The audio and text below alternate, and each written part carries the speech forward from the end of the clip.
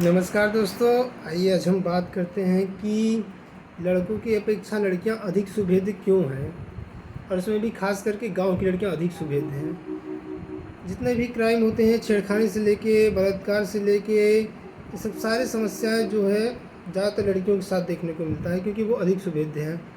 और इसके लिए कौन जिम्मेदार है तथा इसको किस तरह से हम कम कर सकते हैं, उनके प्रति होने वाले जो क्राइम है, जो छेड़खानी है, उनको कैसे हम कम कर सकते हैं।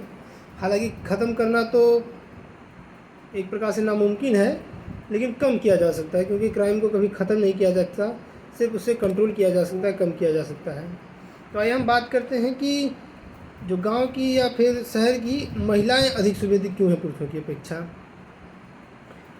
देखिए, अभी गांव में जो भी महिलाएं हैं या फिर जो भी बच्चियां हैं, उन्हीं के साथ अधिक क्राइम होता है, जबकि लड़कों के साथ कम क्राइम होता है।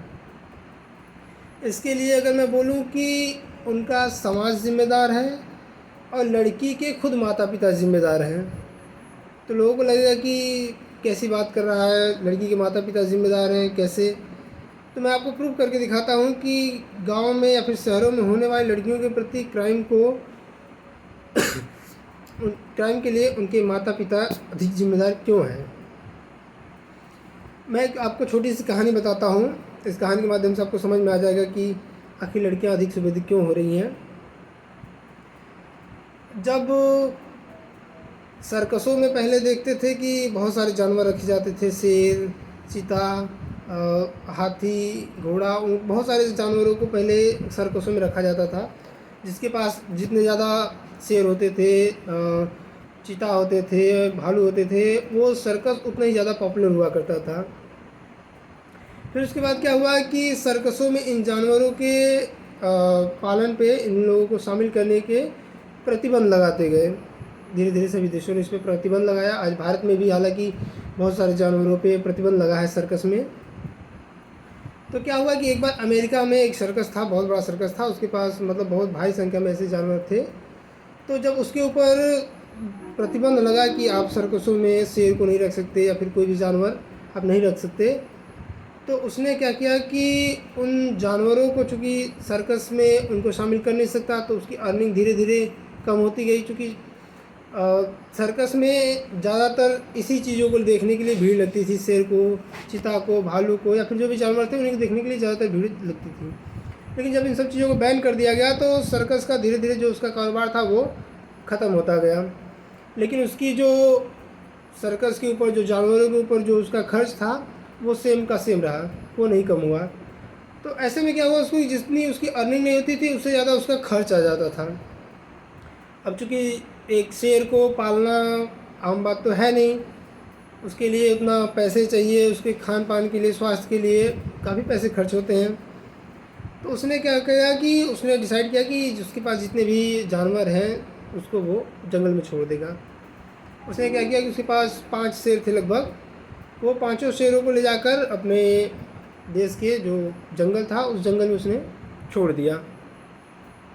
उसके बाद 5 दिन पता चला कि उसने जो शेर अपने सर्कस से ले जाके जंगल में छोड़े थे, सारे के सारे शेरों को जंगली कुत्ते खा गए।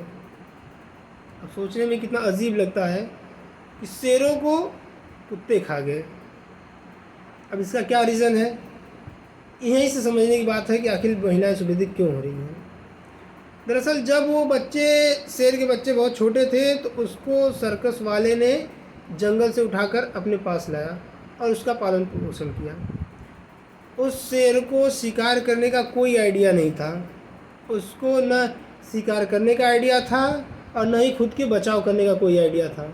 उसे हमेशा से बना बनाया खाना मिलता गया और वो खाता गया, जिससे वो अपनी प्रतिभा थी, जो तेज था, वो खोता गया। और जब पहली बार वो जंगल में गया, तो उसके पास न डिफेंस का कोई पावर था, न अटैक का कोई पावर था। अगर वो जंगल में जंगली कुत्ते उसे नहीं खाते तो वो शेर भूखे मर जाता। अगर जंगली कुत्ते उसे नहीं खाते तो शेर भूखे मर जाता वहाँ जंगल में, क्योंकि उसे शिकार करने नहीं आता था। तो जब शेर को, इतना बड़ा जंगल का शेर है, जंगल का राजा है वो, इतना ताकत है उसके पास, इतनी बुद्धि है, शक्ति है, लेकिन जब उसको कैद करके रखा गया, उसको उन सारे एक्टिविटी से दूर रखा गया जो उसके अंदर होनी चाहिए, एक शेर के, एक जंगली जानवर के होने के नाते, एक जंगल का शेर होने के नाते, वो सारे गुण उसके में से धीरे धीरे ख़त्म हो गए और उसने न डिफेंस सीखा न अटैक करना सीखा, और अंत में क्या हुआ कि जंगली कुत्ते उसे खा गए। सेम उसी प्रकार से आपके गांव के, समाज की या घर की महिलाएं भी हैं। लोग सोचते हैं कि अपने घर की औरतों को, अपने घर की लड़कियों को हम समाज की जो बुराइयां हैं, जो कुछ अराजक तत्व हैं, उन सब से बचा के रखेंगे, छुपा के रखेंगे। आप रखिए, बेशक गांव में बचा के रखिए, छुपा के रखिए, लेकिन यही आपकी कमी उन्हें कमज़ोर बना रही है। आप उन्हें कभी लड़ना सिखाते ही नहीं। आप अपने घर की औरतों को, लड़कियों को कभी लड़ना नहीं सिखाते। आप हमेशा से उनको घर में एक पालतू जानवर की तरह, जीव की तरह बचा के रखने की कोशिश करते हैं, और यही उसके लिए घातक सिद्ध होता है। लड़के हमेशा से बाहर रहे हैं, उन्हें लड़ना भी आता है, खुद का बचाव भी करना आता है, और समाज में जो चीज़ें चल रही हैं, अच्छाइयाँ बुराइयाँ, उससे पूरी तरह से वाकिफ़ होते हैं। इसीलिए उनके साथ ऐसी घटनाएं बहुत कम देखने को मिलती हैं। आज के युग में शाम ढलते ढलते सभी लोग कोशिश करते हैं कि अपने घर की औरतें या लड़कियां घर वापस चली आएँ। इतना ज़्यादा डर बना हुआ है। अगर यही चीज़ें, अगर वो बचपन से उस लड़की को, बच्ची को सिखाते कैसे वो आत्मरक्षा कर सकती है, कैसे दूसरों के ऊपर हमला कर सकती है, इन सब चीज़ों का अगर गुरु देते उसको, ये सब चीज़ें उसको सिखाते, तो आज इतनी डरने की ज़रूरत नहीं आती। अब कोई बाहर का आदमी तो नहीं आएगा आपके घर की लड़कियों को सिखाने के लिए कैसे आत्मरक्षा करते हैं, कैसे अपने सम्मान को बचाते हैं, समाज में चल रही कुरीतियों को कैसे सामना करें। इसको सिखाने के लिए कोई बाहर से आदमी नहीं आएगा। खुद घर के आदमियों को ये सब चीज़ करनी पड़ेंगी। घर के आदमियों को ये सब चीज़ें बच्चियों को सिखानी पड़ेगी, तभी जाके उनके अंदर जो आत्मरक्षा की शक्ति है वो बढ़ेगी, डेवलप होगी। लेकिन हम उस आत्मरक्षा की शक्ति को बढ़ाने के बजाय उसे और धीरे धीरे घटाते चले जाते हैं। उसे डराया जाता है। देखेंगे गांव में हमेशा लड़कियों को डराया जाता है कि हाँ, रात में घर से बाहर मत निकलना, अकेले दूर की यात्रा मत करना, कहीं 4 लौंडे खड़े हो तो वहाँ से चुपचाप जैसे हो सके अपनी बचाव करते हुए निकल जाना।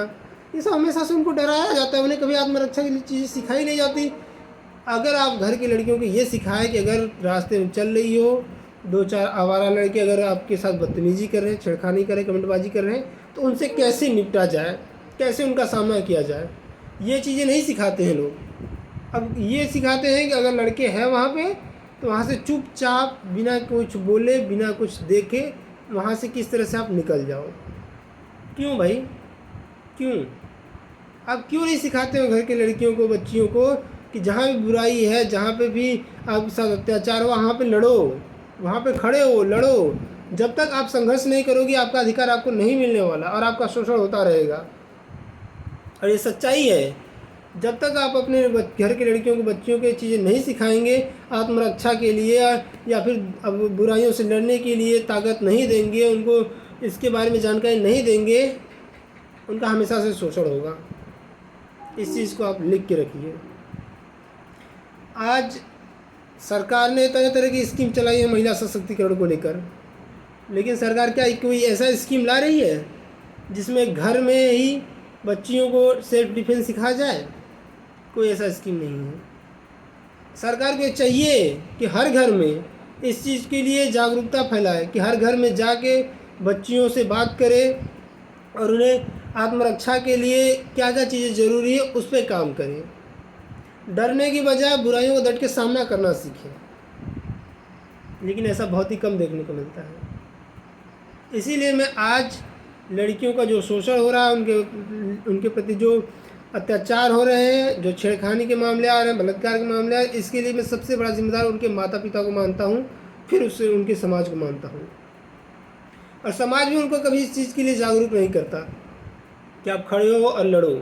समाज हमेशा कहता है बचते रहो, बचते रहो, कभी लड़ने के लिए नहीं कहता। मैं आपसे यही कहना चाहूँगा कि आप अपने घर में अपने बच्चियों को हमेशा सेल्फ डिफेंस की जानकारी दें। धन्यवाद दोस्तों।